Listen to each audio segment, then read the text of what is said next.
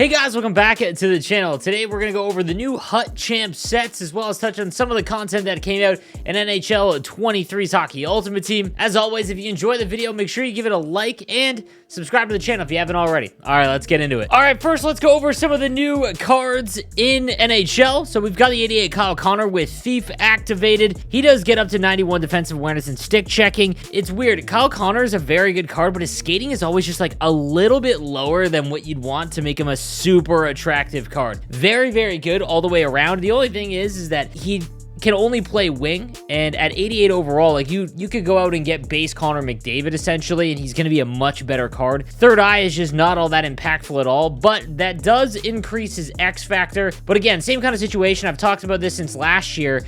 He has wheels on him, but wheels on a card that does not have top end speed, it just does not have the same impact. However, Schneip, which I have noticed on Pasternak quite a bit on those far side wristers, and Make It Snappy could be kind of a gross combination.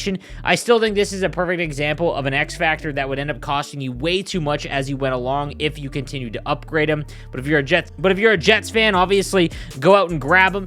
But we do get the 88 Kyle Connor. Then we've got the 86 primetime Mark Scheifele. I want to talk about this a little bit because this is a perfect example of a card that has a potential chance to go up in price once he leaves being able to be pulled in the primetime sets, or primetime packs, which I would believe is December 5th, because he gets Thief. First of all, Mark Scheifele cards are always criminally underrated. He's got great size, skating, shot, everything, and usually it's his face-off rating that's brutal as listed as a center, but his face-off in NHL 23 is fine, especially with Thief activated. He gets up to 85. He's got 89 speed, 89 acceleration. With Thief activated, he's got 88 agility, and he's 6'3", but he has unstoppable force. We saw this with TAGE Thompson, so it's not to the same degree because TAGE was massive. Obviously, it's 6'6", but it is something to pay attention to. If you are no money spent and you need a right-handed centerman or winger, this could be a really good pickup for you, especially if you're someone that controls the play. That TAGE Thompson is still one of my favorite cards to use on that team. Speaking of TAGE Thompson, we did get a new 86 overall TAGE Thompson, but I'm not gonna lie, it's not nearly as good as his 85 that came out with unstoppable force. It's just that combination is what makes this card so dynamic, because there is literally no bumping him off the puck. But the 86 version does get nice hands upgrade with deking, puck control, and agility all being increased with Magician and getting puck on a string. Not nearly as impactful, but you could get him probably a lot cheaper than what the 85 costs. And if you are looking for a big time centerman, this would be your this would be the pull here. Then we've got the 87 John CARLSON with Gladiator and Seeing Eye, 87 speed, 86 acceleration. He's got a decent shot and body checking is nice. Size is very good.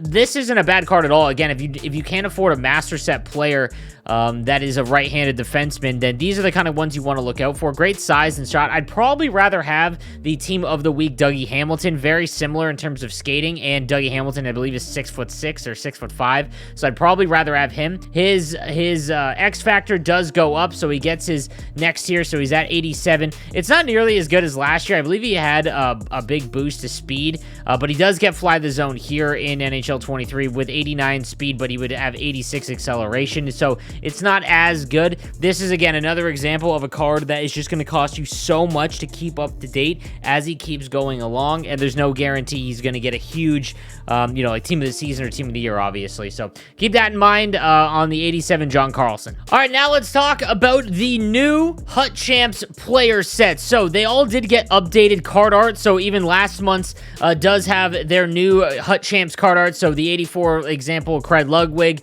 they get their new card art, which does look good. But moving on to the 85s now, these are going to cost 2 collectibles to make the card. So if you are someone who's very good at Hut Champs or you've been saving all year, you might be able to acquire some of these new cards. So we'll take a look at them. It does appear that they are going a full month. All right, so again, keep that in mind, that this would be a card that you're not going to see any upgrades to X or to Hut Champs past these tiers as well, but you're not going to see new Hut Champs cards until January. So again, keep that in mind. It is going to cost you 10 Hut Champs collectibles in total to get up to their 89 overall version. Now again, if you are no money spent and you are very good at this game, I would take advantage of some of these just because it is a free card essentially.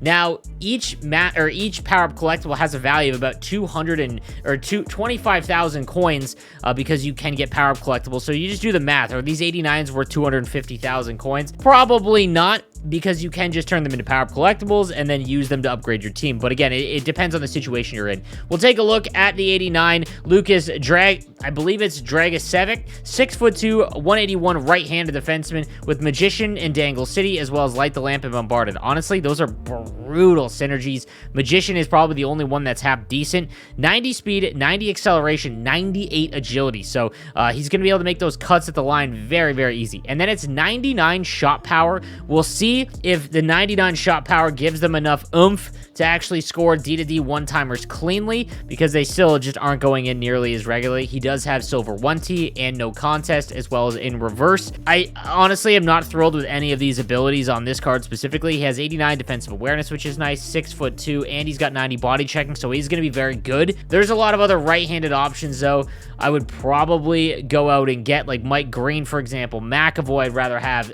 Even Chris Letang's Spotlight card I'd probably have over him, but this is still a very good right-handed defenseman if you're looking for one. Then we've got the 89 Oliver Kapanen. He is a 6'1", 179 centerman. Really interesting build. So he's got Distributor and Heart and Soul, as well as Gladiator and Buzzing. So technically, with Buzzing and Distributor activated, two pretty tough to activate skating synergies. I'm not going to lie, you'd much rather have Fly the Zone activated, for example, but he can get 90 acceleration and 90 speed. It's the abilities that make this card really interesting. So he's got Gold No Contest, which is very good for a centerman. It means that he's going to be able to tie up whoever he's covering in the slot, as well as if it gets tied up, he can break out of that quite quickly. But he also has Silver Quick Draw and Big Tipper. You know, if you've been watching me on stream or my No Money Spent series, I love going for tip shots. I am going to make this card specifically to try out Big Tipper, and you know, if you've been watching my channel, how important Quick Draw is on centerman. So that being said, all the way across the board, he's got 98 agility as well. A lot of these European and silver cards, when they get boosted up into the high 80s, low 90s, there's a lot of attributes, because they have to be usable just like as their silver cards. A lot of their stats get jacked up to 99, like agility and shot power. His shot power is nuts. So just keep that in mind. This is a decent one to make, in my opinion, if you are going to make one. And then we've got the 89 Sasha Pastujov, who I've seen play against my Ice Dogs quite regularly, and he is extremely good player. He's got Buzzing as well as well-rounded and Workhorse, so you can go double skating synergy as well. He's got Gold Elite Edges, and he's got 95 agility. That is going to be extremely fun to rip around with. He's also got Ankle Breaker and Puck on a String. I would love to try out this card with all of this activated. I don't think they're worth it, but it would be fun to just absolutely cruise around with. Again, 98 shot power, 97 wrist shot power.